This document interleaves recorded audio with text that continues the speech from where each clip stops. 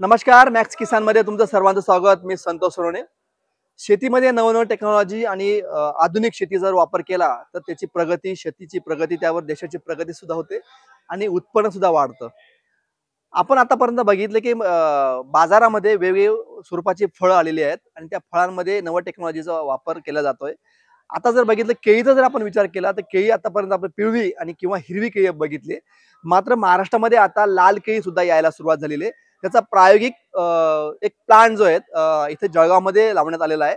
या प्लांटविषयी आपण सांगणार आहोत की लाल केळी सध्या बाजारात येऊ शकते का, त्याचं भवितव्य काय आहे आणि ते मानवी आहाराला किती पोषक आहे, आपण या संदर्भात चर्चा करणार आहोत. माझ्याबरोबर केळी तज्ज्ञ जे आहेत KB. Patil, doctor KB. Patil जे आहेत त्यांनी आताच पीएचडी केलेली आहे आणि केळी संदर्भात त्यांचं बरंचसं अभ्यास झालेला आहे. आपण या संदर्भात पाटील सरांना विचारू. सर, नेमकी ही लाल केळी जी आलेली आहे, आता आपण पण बघितलंय की हिरवी केळी आणि पिवळी केळी बघितलेली मार्केटमध्ये, आता लाल केळी आहे. नेमकं लाल केळी नेमकी काय आहे, त्याचं महत्व काय आणि त्याचं पीक आपण महाराष्ट्रात घेऊ शकतो का? खरं म्हणजे लाल केळी प्रामुख्याने याच्या पूर्वी ही केरळ राज्यामध्ये आणि तामिळनाडू राज्यामध्ये घेतली जात होती. एक वाईल्ड म्हणजे जंगली लाल केळी आणि कॅव्हेंडिश केळी अशा दोघांच्या संकरातनं ही लाल केळी निर्माण झाली तामिळनाडू आणि केरळ कृषी विद्यापीठामध्ये. अनेक वर्षापासून तिथं ही केळी घेतल्या जात होती.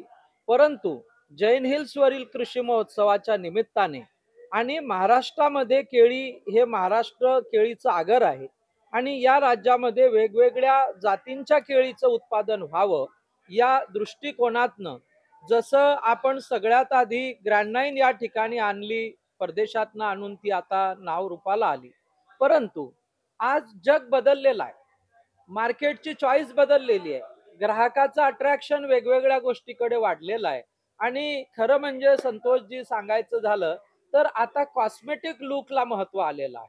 एखादं फळ सुंदर दिसत असेल तर ग्राहक त्याच्याकडे नक्कीच ओढल्या जातो आणि म्हणून मग ही संधी आपण महाराष्ट्राला का देऊ नये, ज्या राज्याचं नाव आज देशामध्ये आहे. आणि म्हणून ह्या जैन टिश्यू कल्चरच्या माध्यमातून आपण लाल केळीची निर्मिती करायला सुरुवात केली गेल्या 5 वर्षापासून. परंतु जळगाव जिल्ह्यामध्ये हा आपला पहिला प्रयोग आहे ज्यामध्ये एवढी उत्कृष्ट बाग या ठिकाणी आपल्याला दिसते आहे. आपण म्हटल्याप्रमाणे लाल केळीचं काही वैशिष्ट्य आहे. हिचा रंग लाल आहे, हिचा गर थोडासा पिंकिश आहे. या केळीमध्ये कॅरोटीनाइडचं प्रमाण जास्त आहे, साखरेचं प्रमाण कमी आहे आणि म्हणून ही केळी डायबेटिकच्या पेशंटसाठी सुद्धा अतिशय उत्तम आहे. महाराष्ट्र राज्यामध्ये जरी आपण जळगावमध्ये लागवड केली तर जळगावमध्ये मर्यादा आहे. डिसेंबर पासून तर मार्च पर्यंतच आपण लाल केळीची लागवड करू शकतो, इतर हंगामात करू शकत नाही. परंतु महाराष्ट्रामध्ये नाशिक जिल्हा आहे, नगरचा काही पायथ्याचा भाग आहे, ठाणे आहे, डहाणू आहे, पालघर आहे, रायगड आहे, रत्नागिरी आहे, ज्या ठिकाणी आर्द्रता जास्त आहे, तापमान मीडियम 40 अंशाच्या वर तापमान नाही आहे. कोल्हापूर जिल्हा आहे, पुण्याचा जुन्नरकडचा भाग आहे आणि संपूर्ण कोल्हापूर जिल्हा आहे.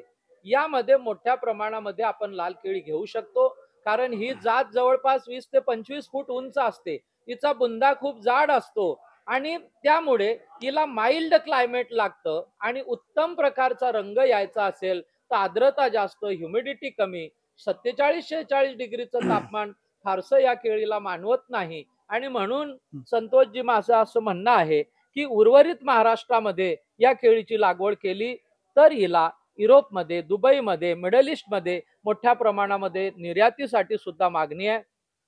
आपला महाराष्ट्र हा उत्तर भारताच्या केळीचा गेटवे आहे आणि म्हणून उत्तर भारताची मार्केट काबीज करायची असेल, दिल्ली असेल, पंजाब, जम्मू, हरियाणा, राजस्थान असेल तर महाराष्ट्र हे त्याचा सप्लायर आहे आणि म्हणून लाल केळीकडे आपण वळलं पाहिजे असं मला वाटतं. सर, अजून एक महत्वाचं जो आहे की याची जी उंची जी आहे, उंची जवळजवळ किती फूट आहे आणि याचे घड जे आहेत, समजा हिरवी केळी जी आहे आपण बघितलं शेतामध्ये बरोबर, हिरवी हो केळी येते, हो हो. तिचा आणि हिच्यामध्ये काय फरक आहे आणि म्हणजे समजा खर्च किती आहे, शेतकऱ्यांना खर्च किती येऊ शकतो, त्याचा काय म्हणजे आणि भाव किती असणार आहे? हा संतोषजी, खरं म्हणजे खर्चाचा फरक फारसा नाही. या केळ्याच्या रोपाची किंमत फक्त जास्त आहे, 25 रुपयाचं हे रोप आहे. परंतु लागवडीचं तंत्रज्ञान सारखं आहे, खर्च सारखा आहे. ही निश्चितपणाने खूप उंच आहे. 20-25 फुटाची केळी ही उंच आज आपण या ठिकाणी बघतोय, 30 फुटापर्यंत सुद्धा उंची आहे. परंतु हिचं इकॉनॉमिक्स खूप चांगलं आहे. म्हणजे लाल केळी ही वर्षभर 25 ते 30 रुपये किलोच्या खाली विकल्या जात नाही. एका झाडाला साधारण 12 ते 15 किलोचा घड येतो आणि जर आपण 20 रुपये किंवा 30 रुपये किलोचं वजन म्हटलं, तर साधारणपणे 450 रुपये प्रति झाड आपल्याला हमखास मिळतात. कारण हिचा भाव त्यापेक्षा कमी येत नाही. म्हणून अर्थशास्त्र इकॉनॉमिक्स जे आहे, हे अट्रॅक्टिव्ह आहे. 1.5 लाख रुपये आपण एकराला खर्च केले आणि 4.5 ते 5 लाख रुपये आपण एकराला कमवले, हे खात्रीची बाजारपेठ आहे. हिरव्या किंवा कॅव्हेंडिश बनानामध्ये जे भावाच्या चढ उतार आहे, तो लाल केळीमध्ये नाही.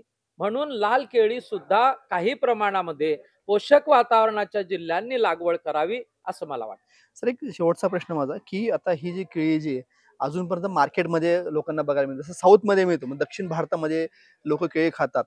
ही जी खायला कशी आहे आणि प्रथिनेयुक्त आहे का? आणि कधी मार्केटमध्ये येऊ शकते? शेतकऱ्यांना ही लावावी का ही ही जी केळी? आता खरं म्हणजे ही आपली केळी साधारणपणे मार्च मध्ये बाजारामध्ये विक्रीला येईल आणि खरं म्हणजे या केळीची न्यूट्रिटिव्ह व्हॅल्यू निश्चितच जास्त आहे. हिच्यामध्ये अन्न घटकांचं प्रमाण जास्त आहे, पाण्याचं प्रमाण कमी आहे आणि त्यामुळे या मार्च एप्रिल पासनं ही बाजारामध्ये मोठ्या प्रमाणात उपलब्ध असेल. हिरवी, पिवळी आणि लाल केळी जेव्हा डेस्कवरती तिन्ही केळी दिसतात, हं. ग्राहक निश्चितपणाने लाल केळीकडे अट्रॅक्ट होतो आणि म्हणून शेतकरी आणि ग्राहक दोघांच्यासाठी ही केळी चांगली असं मला वाटतं. निश्चितच ही जी केळी येते, लाल केळी जी आहे, ती लवकरच बाजारामध्ये तुम्हाला सुद्धा दिसायला मिळेल. नेहमी तुम्ही जी केळी हिरवी आणि पिवळी केळी खातात, जर तुम्ही लाल केळी सुद्धा जर खाल्ली, तर त्याची निश्चितच त्या केळींपेक्षा ह्या केळीचं न्यूट्रिशन, पोटॅशियम जास्त आहेत. मानवी शरीराला नक्कीच चांगले आणि खास करून तज्ञांनी असं सांगितलं, की डायबिटीजसाठी ही केळी, लाल केळी ही चांगली असू शकते. फक्त थोडा वेळ तुम्हाला वाट पाहावा लागेल आणि महाराष्ट्रात सुद्धा जसं दक्षिण भारतामध्ये लाल केळी बाजारात आहे, तसं महाराष्ट्रात सुद्धा लवकरच ही लाल केळी येऊ शकते आणि ती आपण जर खाल्ली तर डायबिटीस पेशंटला सुद्धा ही फायदेशीर ठरणार आहे. पाहत राहा मॅक्स किसान.